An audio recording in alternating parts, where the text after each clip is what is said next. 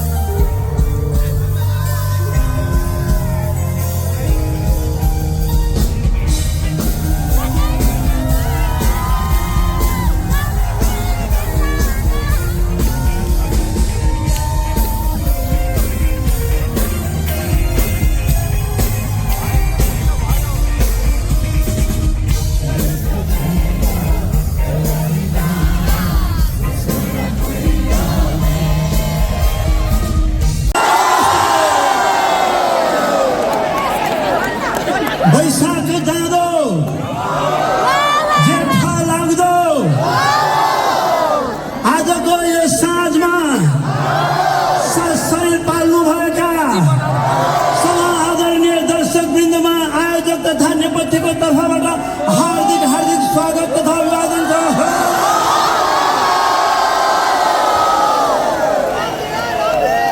सगरमाथाको सुस्वागतम छ। तपोभूमि लुम्बिनी वनको स्वागत छ। पवित्र गङ्गा जलको स्वागत छ। तपाईहरुले सम्झनुहुन्छ, तपाईहरुले नेपाली गीत संगीतलाई माया गर्नुहुन्छ र हाम्रो यसरी भेट्ने अवसर जुर्छ।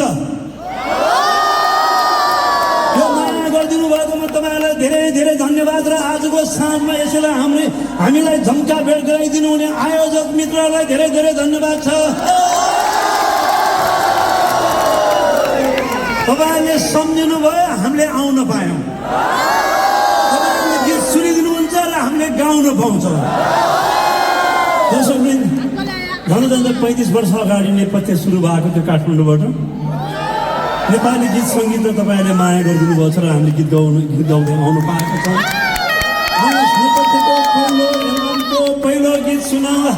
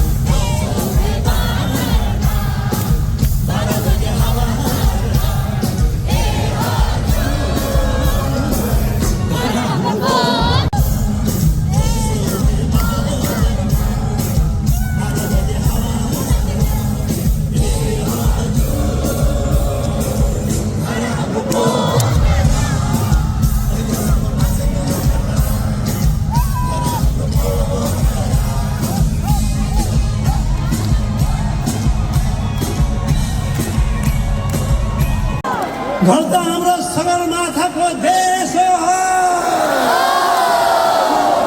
घर त हाम्रो लुम्बिनी वनमा हो, घर त हाम्रो तराईको अन्न भण्डारमा हो।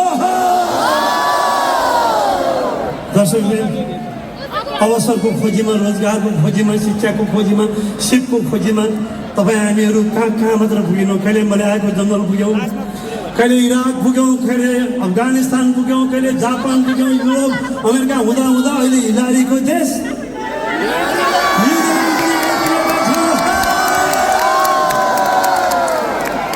हामी रहरले भन्दा धेरै करले आएका छौँ। हामी धेरै इच्छाले भन्दा बाध्यताले आएका छौँ। हामी यहाँ धन कमाउनलाई आएका छौँ, मन रमाउनलाई भन्दा हामी यहाँ शिक्षा आर्जन गरेर आएका छौँ, सिप सिक्नलाई आएका छौँ। यो बेलामा यहाँ हुँदाखेरि यो हिलारीको देशमा बस्दा यहाँको भाषा, यहाँको संस्कृति, यहाँका मान्छेहरू, यहाँको पर्यावरण र प्रकृतिले माया र आदर सम्मान गरिदिनु छ। दिने जहिले पनि ठुलाइ हुन्छन्। अनि यहाँबाट मिहिनेत गरेर इमान्दार भएर सिप सिक्नेले सिप सिक्नुहोस्, ज्ञान आर्जनले ज्ञान गर्नुहोस्, अनि लक्ष्यमा अडिग भएर आफ्नो शिक्षा पुरा गर्नुहोस्। अनि यहाँ हुने बेलामा समय मिलाएर यहाँका मान्छेहरूले गरेको सुन्दर सुन्दर कुराहरू, सृजनाहरूलाई मजाले घुमेर हेर्नुहोस्। अनि यहाँ कमाएको धनले, यहाँ सिकेको सिपले एक दिन त्यो हिमालयको काखलाई सुनौलो बनाउनुपर्छ। तपाईँहरूलाई यसो भन्दै गर्दाखेरि कस्तो घरको याद आयो, आमाको याद आयो, बाजे बजेको याद।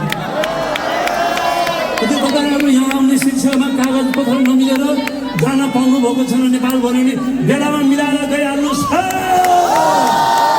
हिजो भेटिएका मान्छेहरू आज रहने छैनन्, आज भएकाहरू भोलि हुने छैनन्। त्यसैले समय मिलाएर सायद तपाईँको बाजे बजै, तपाईँको फुपू फुपाज्यू, तपाईँको बा आमा तपाईँलाई कुरेर बसेको हुनुहुन्छ, हुने भएको हुनसक्छ। त्यो बेला समय मिलाएर, काम कुरो कागपत्र मिलाएर नेपाल फर्किनु होला, घुम्न आउनुहोस्। यस्तो भनिराख्दा बाघ आइसक्यो, वैशाख पूर्णिमा सक्यो, गाउँमा चाँद गुराँस फुलेर लेख मग मग बसाएर सेतो हिमाल तपाईँलाई फुलेर बसिरहेको जस्तो लाग्छ। ल हामी हिमालबाट आएका मान्छेहरू आउनुहोस्, तपाईँहरूले एकछिन धौलागिरी हिमालको काखमा लिएर जान्छौँ।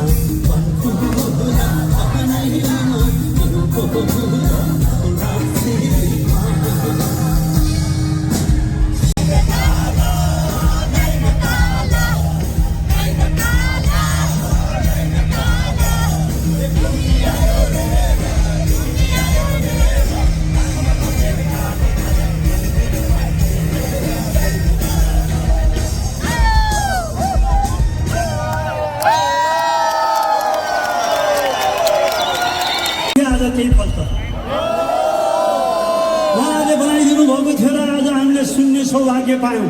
जसले बनाइदिनु भएको त्यति अज्ञात कलाकारलाई धेरै धेरै धन्यवाद छ। दर्शकबिन आउनु सबै यहाँ एकैछिनमा नेपाल भ्रमणमा लैजानु पर्छ।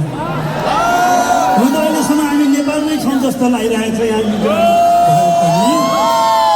तर म यहाँहरूलाई अब कर्णाली भेगतिर लिएर जान्छु भनिन्छ नि कर्णालीमा उहिले सबै थियो अरे वैभव थियो अरे टिबेटसँग व्यापार हुन्थ्यो भारतसँग व्यापार हुन्थ्यो असाध्य सम्पन्नशाली थियो कर्णाली तर कालान्तरमा आफ्नो फुटले गर्दाखेरि आफ्नो लडाइँ युद्धले गर्दाखेरि कर्णाली चाहिँ टुक्रा टुक्रामा विभाजित भयो अरे हिमालयतिर नदी बग्ने त्यो कर्णाली जहाँबाट सिन्जा उपत्यका जहाँबाट अहिले हामी बोलिरहेको नेपाली भाषाको उत्पत्ति भएको ठाउँ हो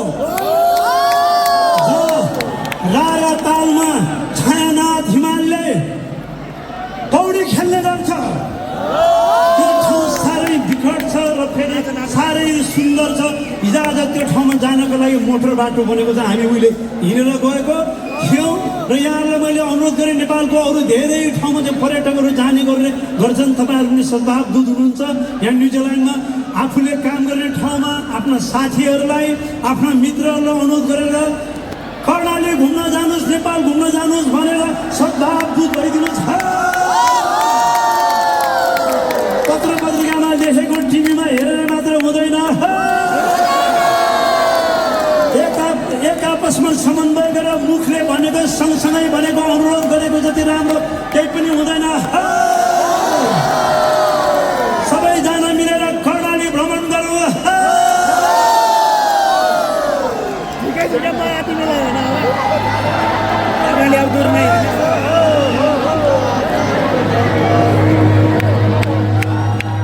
हरिवन खदा हरिवनका दाउरा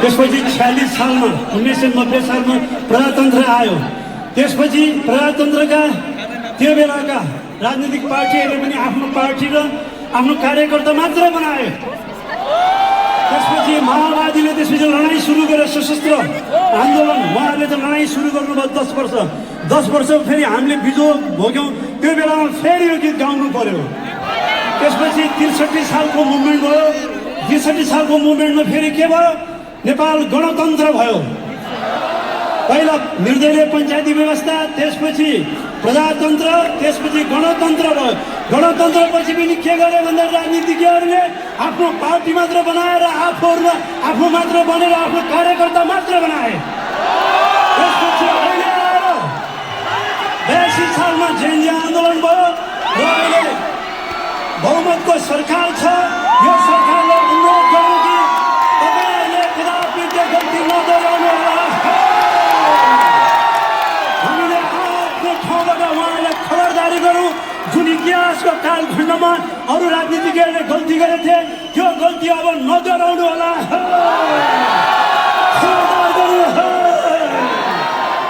यदि तपाईहरुले गल्ती गरे भने भोलि हामी फेरि कलम हुनेहरू कलम लिएर उठ्नेछौँ केही पनि नहुनेहरू हामी आवाज दिएर उठ्नेछौँ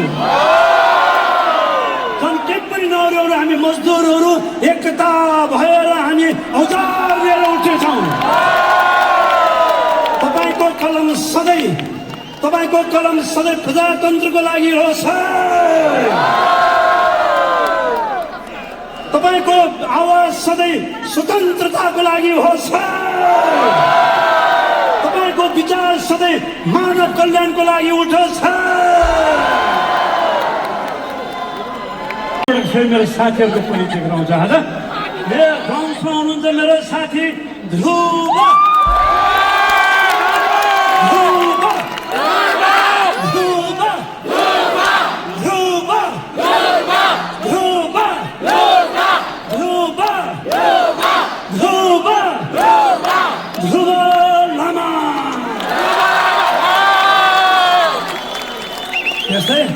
आजको बेसमा हुनुहुन्छ मेरो साथी सुबिन सुबिन सुबिन सुबिन सुबिन सुबिन सुबिन सक्या उहाँ काठमाडौँबाट आउनुभएको उहाँ ललितपुरबाट आउनुभएको अब आउँदै हुनुहुन्छ आजको माधवले शान्ति शान्ति शान्ति शान्ति शान्ति शान्ति भोजपुरबाट आउनुभएको शान्ति रायमाझी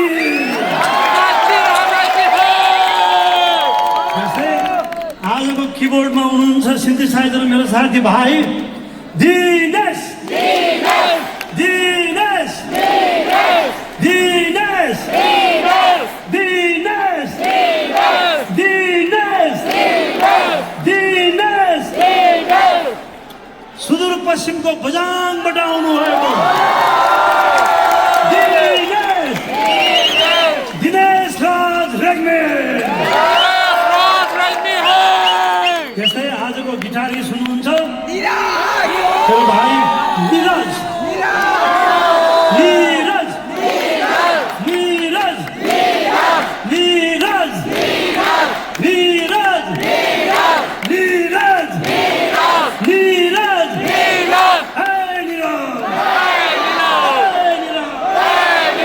निरज गणेश बटौलीबाट आउनुभएको अमृत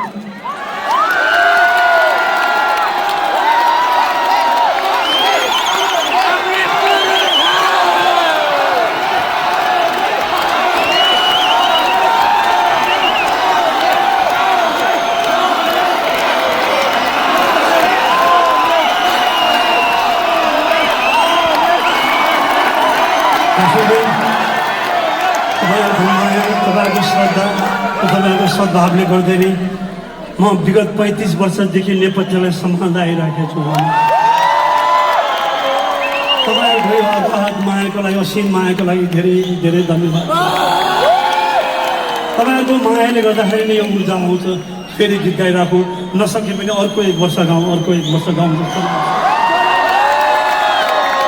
दर्शकवृन्द अहिले विभिन्न जात जाति र विभिन्न भाषा भाषीका मान्छेहरू बसेर यो हलमा आज अकल्यान्डको यो हलमा बसेर हामी जसरी गाइरहेछौँ नाचिरहेछौँ खुसी भइरहेछौँ झुमिरहेछौँ हाम्रो देश नेपाल पनि विभिन्न जात जातिहरूको सङ्गम थलो हो कोही पूर्वबाट आए कोही पश्चिमबाट आए कोही हिमालबाट आए कोही दक्षिणबाट आए तर ती सबै आएर नेपालमा आफ्नो पसिना बगाएर नेपाललाई गुलजार बनाए हिजो पनि हामी मिलेर बसेका थियौँ आज पनि मिलेर बसेका छौँ र भोलि पनि मिलेर बस्नुपर्छ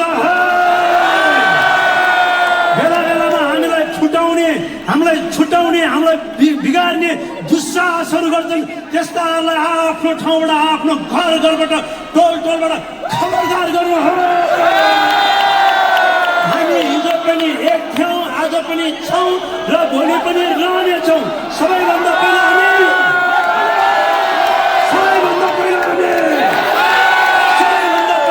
नेपाली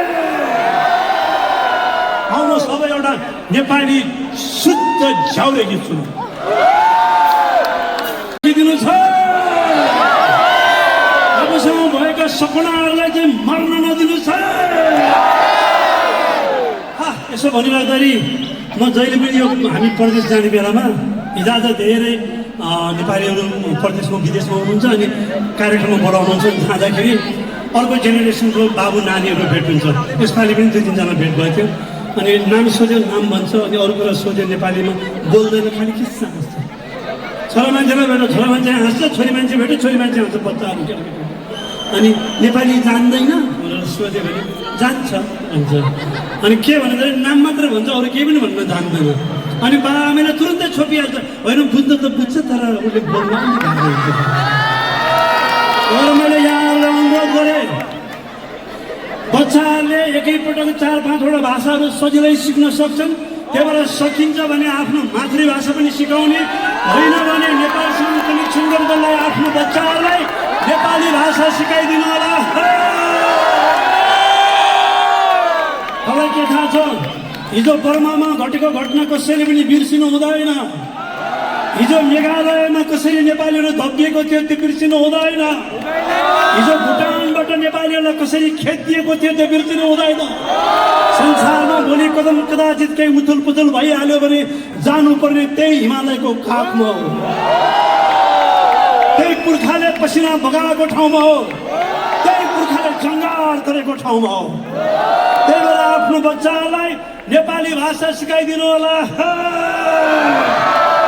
चाहे अमेरिकामा बस्छन्, युरोपमा बस्छन्, जापानमा बस्छन्, अस्ट्रेलिया, न्युजिल्यान्ड जहाँ बस्छन्, अरब अफ्रिकामा, तर आफ्नो बच्चाहरूलाई नेपाली भाषा सिकाइदिनुहोस् मैले यहाँहरूलाई अनुरोध गर्छु।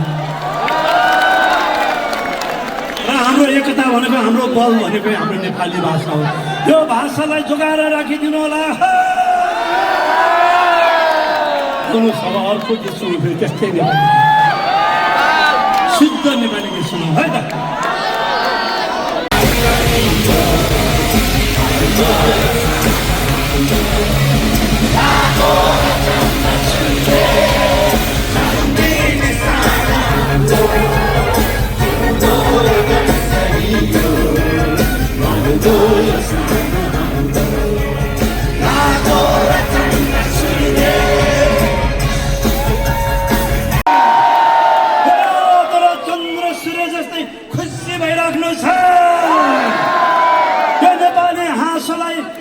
मुहारमा सधैँ बचाइराख्नुहोस्। तपाईँहरूले सम्झिनुभयो, हामीले आउने मौका पायौँ। फेरि फेरि फेरि यहाँहरू खुसी भएर बसिदिनुहोस्। हामी तपाईँहरूले दिएको माया र सम्झना लिएर त्यो सेतो हिमाललाई सुनाइदिनेछौँ। न्युजिल्यान्डबाट उहाँहरूले तपाईँलाई माया पठाउनु भएको छ। हस् त।